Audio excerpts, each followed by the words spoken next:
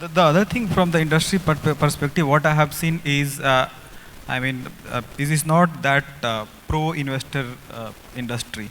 I mean, we being a startup, it's not that easy to raise funds from the startup.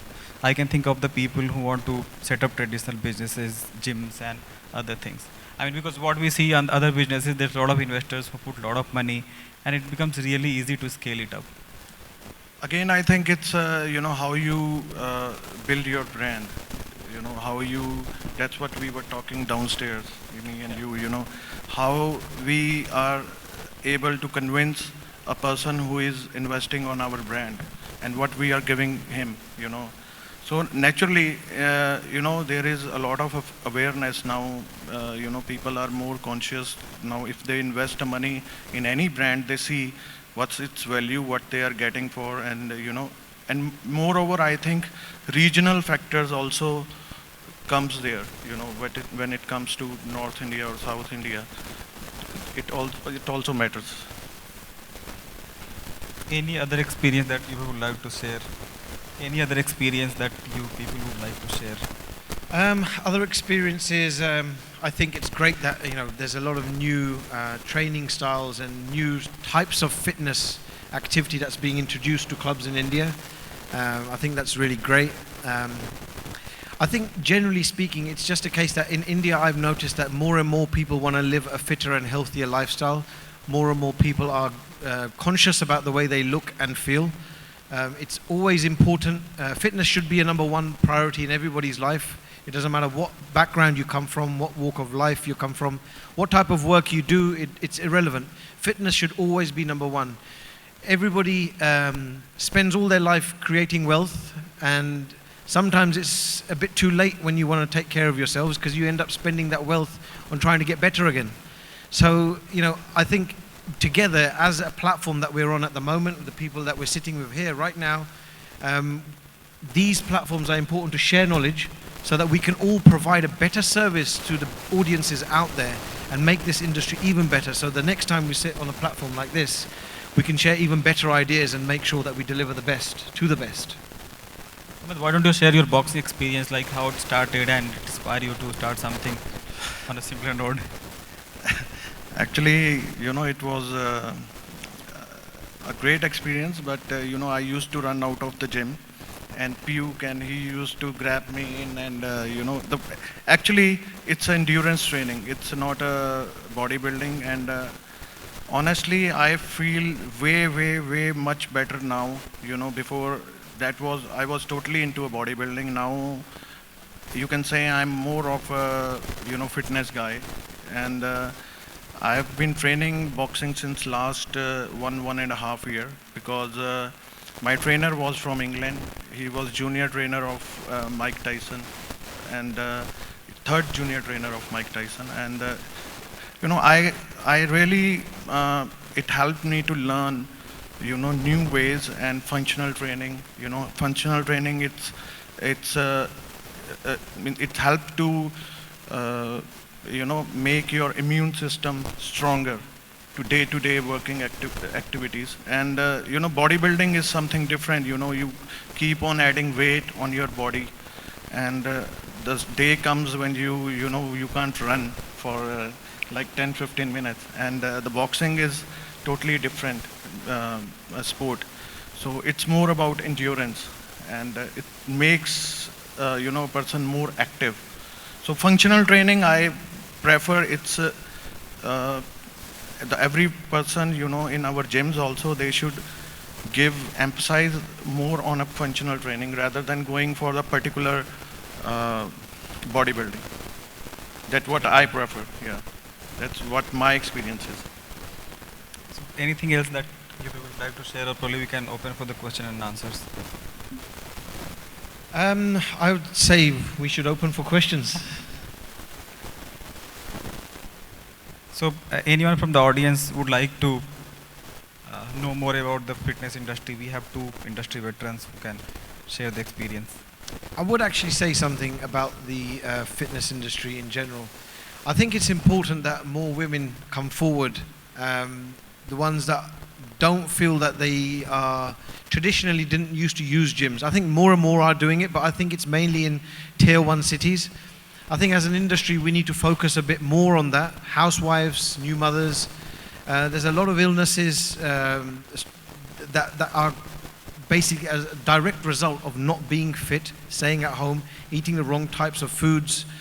The gym is not just about going to the gym and working out and coming back home and expecting results. The 1 hour that you spend in the gym is actually the easiest part. It's the 23 hours that you spend outside of the gym, that's the hardest part. Staying on track with your diets, knowing the right things. This is what real education is about. So a gym should be looked at as a visit to enhance your education on fitness.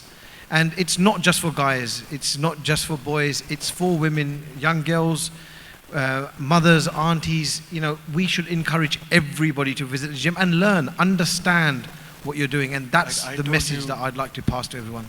Today, yeah, Jag is right. As I shared with you, the first IFBB Pro card, a woman, you know, she's from India now, she got a IFBB card, professional bodybuilding card. She's not a first woman from India, she's the first woman from Asia. And you know, how she started from 2011 when we did a Sheru Classic.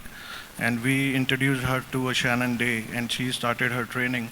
And you see now in like 4 years, means I shared her email with you. I mean, she was thanking me for you know, creating such a big platform where now people knows her, you know, from not here, means around the world. So this is the thing, you know, he's right. You know, these kind of platforms, they really help motivate people, motivate sportsmen. It has to be done. You know. Jag, adding to your point, what I see, there's a social problem I see in our country. Like there's a like 5%, 10%, max 5% people who are like real fitness enthusiasts. They keep trying different stuff, so they want to be in shape. What I have seen with the other people, they don't admit that they are not fit. So whatever shape they are, they feel, it may be a cultural thing, like what's here, like they believe like they are fit. And if you ask someone, why don't you start something? Like, no, I'm already fit. Why do I need to start something? I think we need to, there's a lot of knowledge and experience should go in where we train people. The benefit of, I mean, training is not only looking good, but it has long-term benefits. I mean, when you become older, then how your body responds. I think that's very, very critical. I totally agree with that. One of our fortes at Physique Global is doing seminars just for general public, not just for fitness professionals. And one of the aspects of that is to actually make people understand the effects of not being fit. What is actually classed as being fit? And as you rightly said at the start, technology is a huge part of that before. We were having a discussion earlier today on how people used to measure their results or how they class themselves as fit. Looking in the mirror and being satisfied with the way you look doesn't mean that you're actually fit. And that strategy is being used for decades, and it still is being used today. So absolutely. Actually being fit, you know, it involves a lot of things. It involves actually using technology to measure certain, you know, fat levels, your weight, you know, your blood sugars, your protein. There's lots of tests that you can do to actually make sure that you are fit and take relevant action.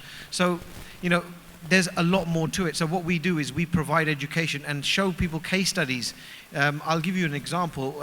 You know, my own brother, he has lost 40 kilos in weight.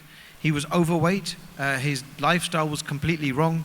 He was suffering from blood pressure, taking lots of medication. He had sleep apnea. And, you know, we were blessed that he saw the right path. He's now lost 40 kilos. He doesn't take any medication anymore. He's not on blood pressure tablets. His lifestyle has changed.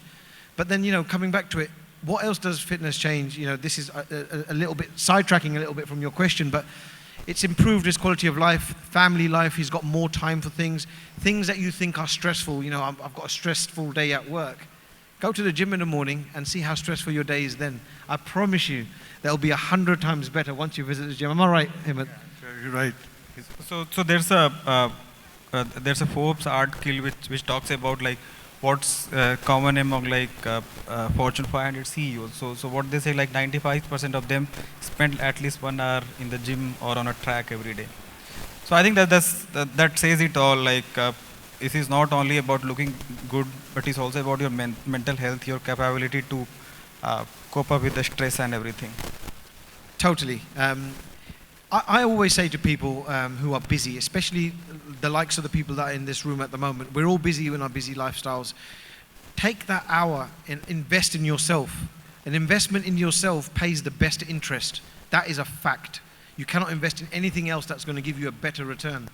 So waking up the hour and a half earlier to take care of yourself, that really makes all the difference in the world, which is why I'm in this industry, because of that reason, which is why we're all sitting on this platform here now. So, you know, this should be a reflection on how we run our businesses.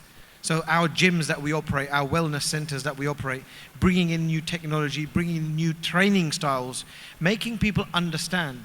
There's a huge demographic in India, you know, from the north to the south, there's so many different cultures. You know, we need to adapt the education to the local cultures and communities, make sure that people actually understand.